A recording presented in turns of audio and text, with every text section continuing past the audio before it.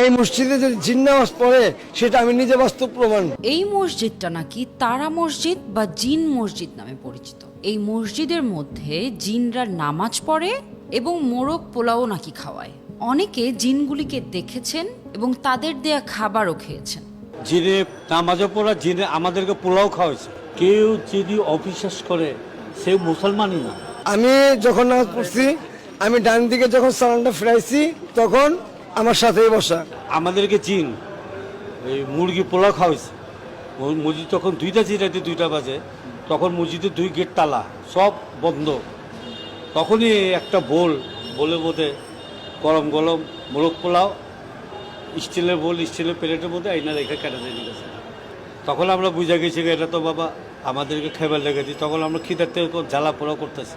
তো মনে হয় অনেক মুসল্লি আছে যে ভয় পায় না, তারা সাহস করে আল্লাহর কাতারে নামাজ পড়ে, যারা তাদের কোনো সমস্যা হয় না। আমাদের একটা ইমাম সাহেব ছিল আমাদের ছোট থাকতে, উনি জিনকে পড়াইতো। ওনার কাছে অনেক জিন এসে পড়তো, বাচ্চারা জিন, তারপরে ধরাও পড়ছে। জিনের সাথে কথা কেমনে বললাম বাবা, ওরা কি আমরা তো ডলাই মরে যাবো গা, ওরা তো মানুষের রূপে আছে, কান্নাকাটি করে হেবনাত করে।